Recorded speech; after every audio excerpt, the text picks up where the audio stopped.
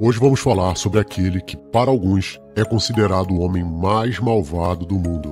Edward Alexander Crowley, ou se preferir simplesmente Aleister Crowley, a grande besta 666.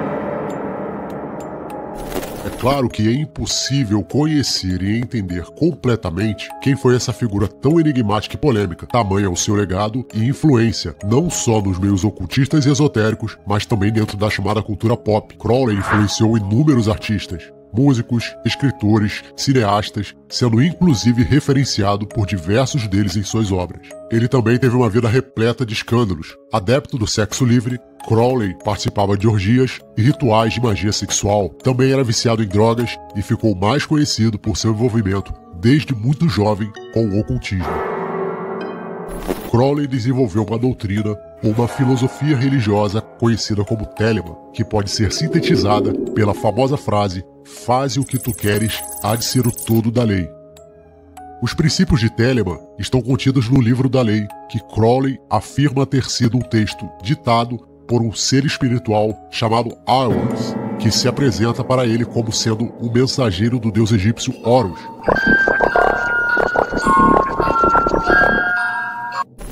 Amado por uns, odiado por outros, mas afinal, quem de fato foi Aleister Crowley? Por que essa figura enigmática causa tanta curiosidade e atrai tantas pessoas?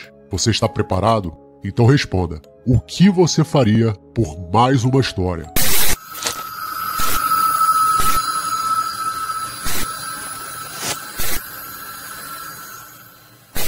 Olá, eu sou o Jack, seja bem-vindo ao canal por mais uma história.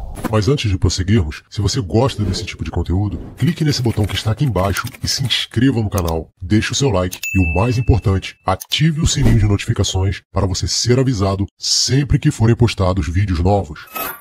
Crowley nasceu em 12 de outubro de 1875, no condado de Warwickshire, na Inglaterra. Um ano envolto em mistérios e marcado por uma série de coincidências estranhas. 26 de julho de 1875, nasce Carl Jung, fundador da psicologia analítica. 17 de novembro de 1875, fundada a Sociedade Teosófica de Helena Blavatsky. 31 de maio de 1875, morre Eliphas Levi.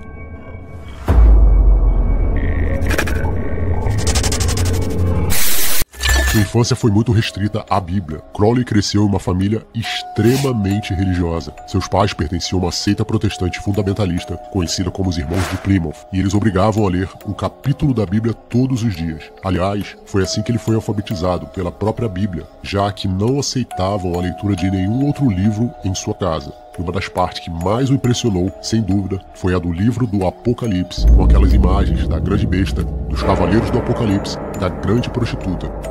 Seu pai, Edward Crowley, era um pastor, dono de uma cervejaria, o que o permitiu ter uma condição financeira abastada. E aqui há um detalhe importante: será essa fortuna que Crowley irá herdar do seu pai e que irá lhe permitir não precisar trabalhar. Além disso, ele cresce em um contexto de grande repressão religiosa, na chamada Era Vitoriana, onde a sociedade era extremamente moralista. Contudo, esses princípios não eram seguidos na prática por boa parte das pessoas. Era comum os homens, os mesmos que iam nas manhãs com suas famílias para as igrejas, à noite se encontrarem nos bordéis. Esses locais eram pontos de encontros e estavam cada vez mais lotados. Esse ambiente de rigidez religiosa de um lado e mentira e hipocrisia do outro é que irá ajudar a forjar boa parte do seu pensamento.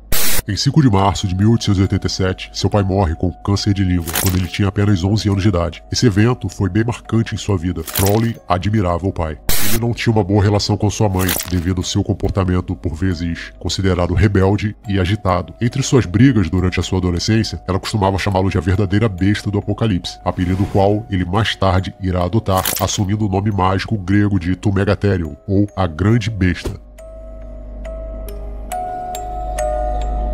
Em 1895, ele entra para a Universidade de Cambridge para cursar filosofia, mas acaba desistindo e resolve fazer literatura inglesa. Nessa fase, ele já começa a ter contato com ensinamentos e filosofia ocultista, que mudam a sua forma de perceber o mundo à sua volta. Em um certo ponto, ele também resolve abandonar os estudos, em parte também por não conseguir se adequar às exigências da universidade. Nessa altura, ele já colecionava inúmeras e severas críticas ao cristianismo. Entre seus hobbies favoritos estavam o xadrez, o alpinismo. Ele também gostava de escrever poesias pornográficas e frequentava diversos prostíbulos onde mantinham relações com diversas parceiras, inclusive com homens. Foi durante essa fase de sua vida, e agora de posse da herança de seu pai e completamente livre da repressão religiosa de sua família, que ele resolve mergulhar totalmente no ocultismo. Ele então começa a estudar magia, misticismo, esoterismo, alquimia. Ele também muda seu nome para Aleister Crowley.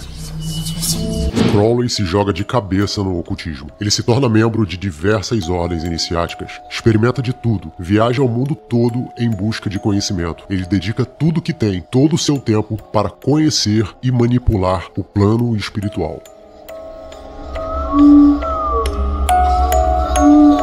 Em 1898, ele conhece e é iniciado na famosa Ordem Hermética da Aurora Dourada. Ali, devido à sua inteligência incomum e sua dedicação, ele avança muito rapidamente pelos graus da Ordem.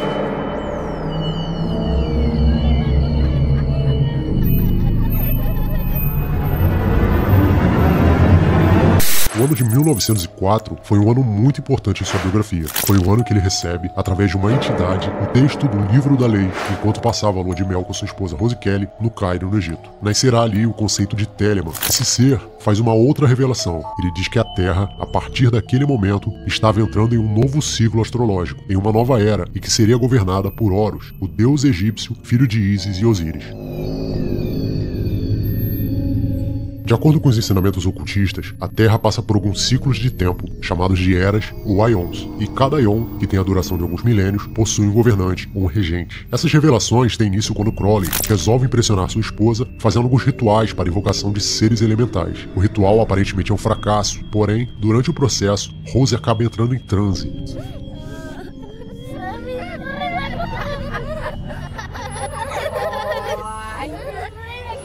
Ela canaliza um espírito que se dizia ser o próprio Horus. Incorporada, Rose é usada pela entidade e ali são passados para Crowley uma série de instruções para que fosse realizado um outro ritual de invocação, algo grande e que mudaria o mundo. Após confirmar a veracidade das informações, Crowley resolve seguir as instruções e realiza rituais. O resultado é que nos dias 8, 9 e 10 de abril de 1904, uma entidade chamada de Aiwass aparece para ele e dita o texto que depois será chamado de Liber All Vel Legis.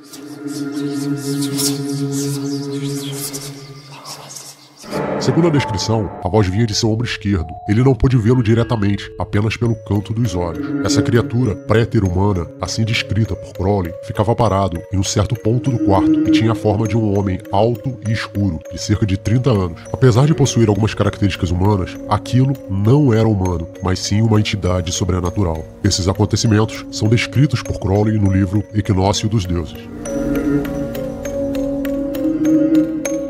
Em 1898, foram trazidos a público na Inglaterra escritos misteriosos denominados A Sagrada Magia de Abramelin o Mago, que descrevem um complexo e poderoso ritual para evocar e conversar com seu sagrado anjo guardião, uma espécie de anjo da guarda capaz de liberar poderes e revelar profundos segredos espirituais. Mas antes que isso aconteça, é necessário meses de isolamento. Em um certo ponto, devido à quantidade de energia que é liberada, começam a aparecer demônios. Eles se materializam e é necessário enfrentá-los e neutralizar os seus poderes. E foi exatamente esse ritual que Crowley tentou fazer. Ele se muda para a Escócia e compra uma residência isolada às margens do famoso Lago Ness. O local foi apelidado de a Casa Boleskine. Ali, ele tenta contactar o seu sagrado anjo guardião e invoca 12 demônios para enfrentá-los. Porém, devido a algumas circunstâncias inesperadas, ele precisou se ausentar e interrompe o processo. Por não concluir o ritual, acredita-se que os demônios que foram liberados permaneceram no local durante décadas, mesmo após o imóvel ter sido vendido em 1913 e ter passado por diversos outros proprietários. Desde então, a Casa Boleskine se tornou assombrada e foi palco de diversas tragédias.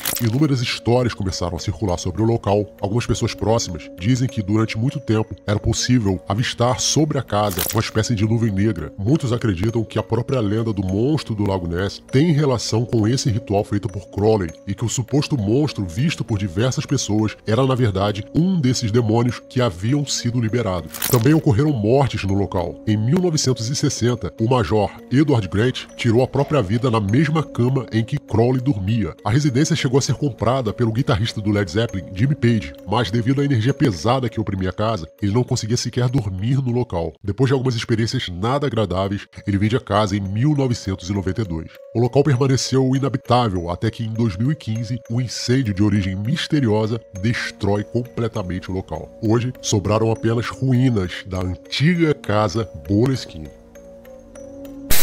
Crowley viajou pelo mundo em busca de ensinamentos ocultos. Ele visitou o México, Japão, Ceilão, Hong Kong. Na Índia, ele é iniciado nas práticas de yoga e participa da primeira tentativa de escalar a montanha K2 em 1902.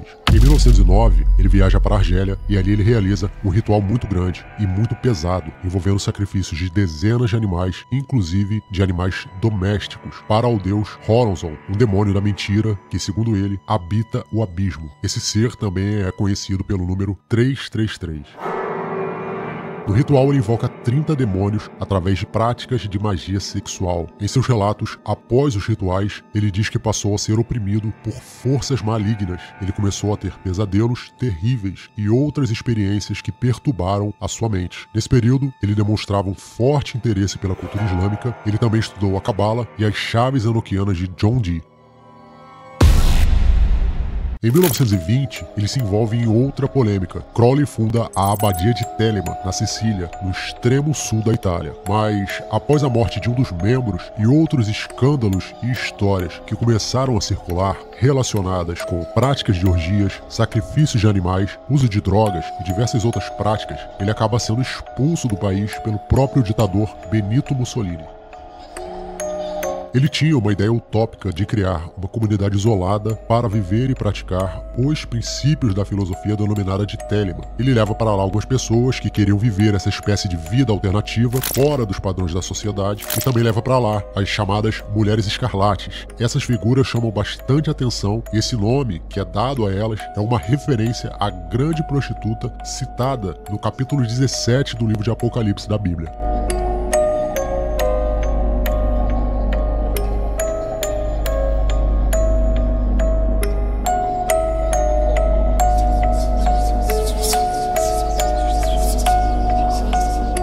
É preciso destacar que Crowley teve inúmeras esposas e inúmeras amantes. É claro que para nós não nos estendermos muito aqui nesse assunto, nós não vamos nos aprofundar no conceito de Telema, isso vai ficar para um próximo vídeo. Mas o fato é que a Abadia de Telema se mostra um experimento falido. Ali foi um local onde se realizavam grandes práticas de magia, incluindo práticas de magia sexual, sacrifícios de sangue, entre outros, e que acabou espalhando a má fama do local e de seus membros. As condições de higiene eram precárias, começaram a surgir pragas, piolhos, pulgas e doenças.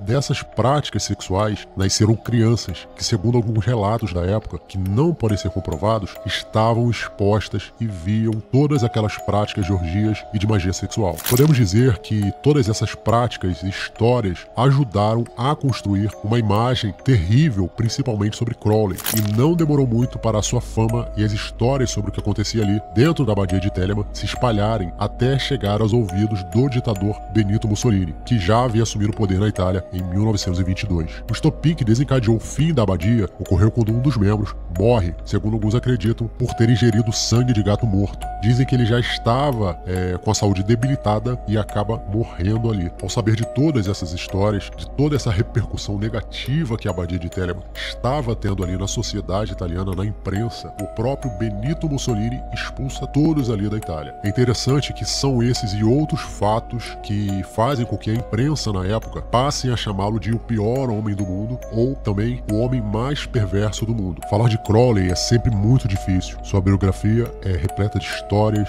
escândalos e não seria possível abordar todos esses acontecimentos em um único vídeo. Com certeza muitas coisas ficaram de fora, como por exemplo, seu encontro com o poeta Fernando Pessoa e sua influência na cultura pop, na música, no cinema, entre outros. No Brasil, Raul Seixas, o Eterno Maluco Beleza e seu parceiro de composição Paulo Coelho ajudaram a propagar as ideias de Crowley após o contato na década de 1970 com o telemita brasileiro Marcelo Ramos Mota, onde adquiriram os primeiros materiais sobre misticismo e ocultismo envolvendo Crowley e a ideologia de Telema.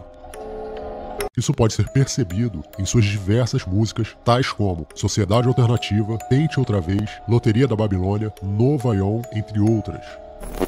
Para muitos, ele foi um psicopata, megalomaníaco e manipulador. Outros o consideram, na verdade, um revolucionário que influenciou diversos movimentos anos depois. De fato, Crowley foi um homem à frente do seu tempo, que viveu tudo muito intensamente. Alguém que dedicou todo o seu tempo, toda a sua vida, toda a sua fortuna para a magia, para alcançar os seus objetivos e para desvendar e compreender os mistérios ocultos do universo. Ele morre em 1º de dezembro de 1947, aos 72 anos, na Inglaterra, onde vivia recluso e solitário. Ele sofria com problemas respiratórios e era viciado em drogas. Ele foi cremado em uma cerimônia que foi chamada de O Último Ritual. Ele não deixou filhos, contudo, sua herança foi mágica, filosófica e cultural. Elas repercutem até os dias de hoje.